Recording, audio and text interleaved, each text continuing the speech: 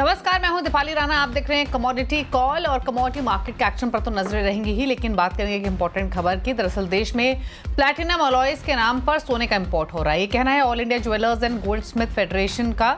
AIJJF के पास ये जानकारी कहां से आई और इससे सरकार को कितना नुकसान हो रहा है, ये बताने के लिए हमारे साथ हैं all India jewellers and goldsmith federation के national general secretary Nitin Kedia और साथ ही LNP एडवाइजरी सर्विसेज के रिसर्च एनालिस्ट भूपेश शर्मा भी हमारे साथ बने हुए हैं। आप दोनों का ही स्वागत है। नितिन जी, पहले तो समझना चाहेंगे किस तरीके की स्थिति फिलहाल दिखाई दे रही है, क्योंकि अगर हम प्लैटिनम इंपोर्ट्स देखें तो 25 गुना बढ़ता हुआ दिखाई दिया है अप्रैल से लेकर दिसंबर के बीच में ही, अगर हम डॉलर टर्म्स की बात करें।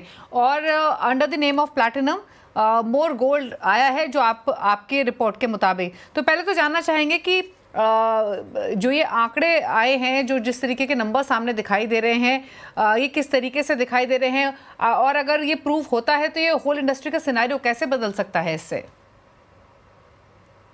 नमस्कार दीपाली जी, सबसे पहले तो आपके और आपके दर्शकों को होली की हार्दिक शुभकामनाएं। और काफी अच्छा लगा कि आज दिन की शुरुआत कमोडिटी अपडेट में 11:30 बजे चीनी के साथ हुई, तो सभी दर्शकों का मुंह भी मीठा हो गया। और प्लैटिनम की देखिए, जहां तक बात करें, ये जो अप्रैल से दिसंबर तक के नंबर्स हैं, जिसमें हमको साफ साफ दिखाई दे रहा है, जैसा कि आपने कहा कि 25 गुना जो है वो बढ़ा है। तो लास्ट ईयर की अगर हम बात करें तो $100 मिलियन का प्लैटिनम इंपोर्ट हुआ था, और इस बार ऑलमोस्ट $2600 मिलियन का जो प्लैटिनम है वो इंपोर्ट हुआ है, जो कि बताता है कि गवर्नमेंट को सीधे तौर पे $150 मिलियन के इंपोर्ट ड्यूटी का लॉस हुआ है। और ये जो नंबर्स हैं ये DGFT की वेबसाइट पे अवेलेबल है, कोई भी जाके वहां पे सकता है।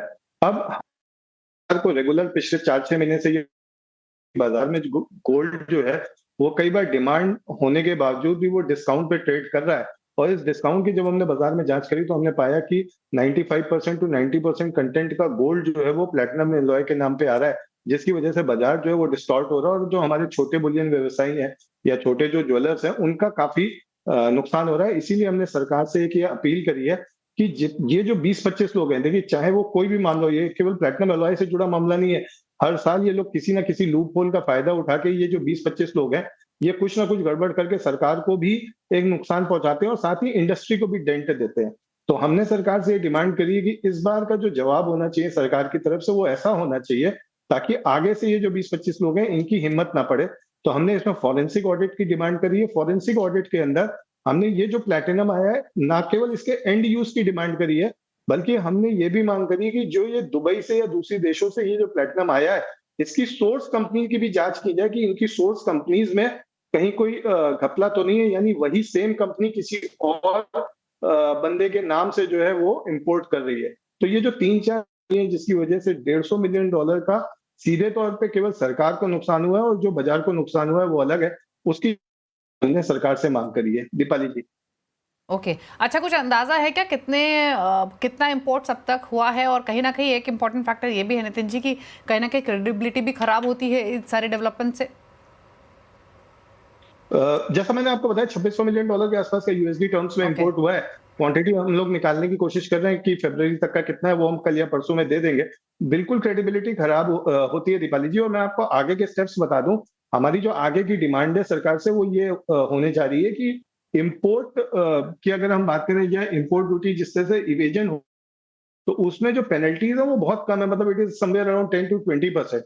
तो हमारा कहना है कि इसको इनकम टैक्स के बराबर कर दिया जाए, 100% to 300% of the evasion done, plus साथ में इसको एक क्रिमिनल एक्ट बना दिया जाए जिसमें पेनल्टी के साथ साथ जेल का भी प्रावधान हो, साल भर से 3 साल तक की पेनल्टी तो लगे ही लगे, साथ में जेल भी हो, ताकि जो क्रेडिबिलिटी खराब होती है वो इंडस्ट्री की खराब होनी बंद हो जाए। आज हम किसी भी मिनिस्ट्री के पास जाते हैं तो सबसे बड़ी हमारी समस्या ये है कि हमें एक अलग निगाह से देखा जाता है कि अरे ये तो ऐसी इंडस्ट्री है जो ड्यूटीज का इवेजन करती है, तरीके ढूंढते रहती है, सरकार को चोट पहुंचाने की कोशिश करती रहती है।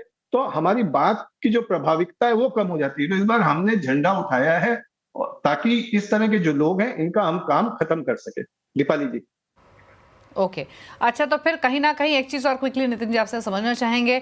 अब आपने ऑडिट की मांग तो की है, अब देखना होगा कि ये पूरा प्रोसेस आगे कैसे बढ़ेगा, बट क्या आपको लगता है कि बहुत स्ट्रॉन्ग सर्विलेंस की या इस तरीके की ज़रूरत है ताकि आगे ये चीज़ें ना हो या फिर ये कंट्रोल में रहें? बिल्कुल बिल्कुल दीपाली जी, एक स्ट्रॉन्ग सर्विलियंस की जरूरत है। और हमने सरकार से ये भी डिमांड करी है कि ये जो नेशनल डोमेस्टिक काउंसिल बनी हुई है इसको बिल्कुल भंग करके एक नए तरीके से बनाया जाए, ताकि जो आज काउंसिल की सबसे पहली जिम्मेदारी बन रही थी कि देश में जब प्लेटिनम का पहला ग्राम आया था, तो ये काउंसिल्स को डिमांड उठानी चाहिए थी कि इस तरह की जो चीजें हैं वो रुकनी चाहिए। तो सबसे पहले तो काउंसिल का पुनर्निर्माण होना चाहिए, और काउंसिल के पुनर्निर्माण के बाद सरकार को सर्विलियंस मेजर्स जो है मजबूत करने चाहिए, और गोल्ड और सिल्वर को एकदम बिल्कुल रिस्ट्रिक्टेड कैटेगरी के अंदर डाल देना चाहिए, ताकि इस तरह की जो चीजें उनकी पुनरावृत्ति ना हो सके। ओके, चलिए शुक्रिया नितिन जी, ये तमाम डिटेल्स बताने के लिए, खबर बताने के लिए, क्या हो रहा है, क्या स्टेप्स आप ले रहे हैं, और डेफिनेटली एक स्ट्रॉन्ग सर्विलेंस की ज़रूरत है इस तरीके के कदमों को रोकने के लिए। Thank you so much. Bhupesh हमारे साथ बने हुए हैं, उनसे भी लेंगे स्ट्रैटेजीज, लेकिन उससे पहले रुक रहे हैं एक ब्रेक के लिए। लौटेंगे तो स्ट्रैटेजीज पर करेंगे फोकस। चल वापस आते हैं।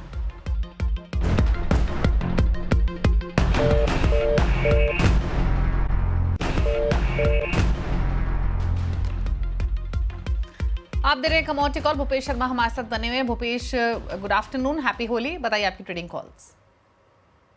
जी नमस्कार दीपाली जी। सबसे पहले होली की सभी दर्शकों को होली की शुभकामनाएं। और बात करते हैं ट्रेडिंग कॉल्स की, तो ट्रेडिंग कॉल्स में मुझे लगता है कि आज वार्ग सीड का बाजार 5320 के ऊपर खरीदना चाहिए।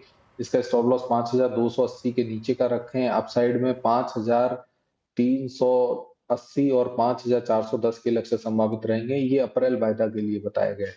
वहीं अगर अन्य बाजारों की बात करें तो एमसीएक्स में मुझे लगता है कि 362 363 के आसपास कहीं भी नेचुरल गैस का बाजार मिलता है, वहां पर बिकवाली करनी चाहिए। 367 के ऊपर का स्टॉप लॉस लगाएं। 357 और 351 के लक्ष्य संभावित रहेंगे। ओके, चलिए, तो ये रही ट्रेडिंग स्ट्रैटेजीज। नेचुरल गैस 357 पर ट्रेड करते हुए 1.5% नीचे, यहाँ पर आपको ट्रेडिंग व्यू बताया गया है। थैंक यू भूपेश शो में आने के लिए, और इसी के साथ एक ब्रेक के उस पर आवाज समाचार। नमस्कार।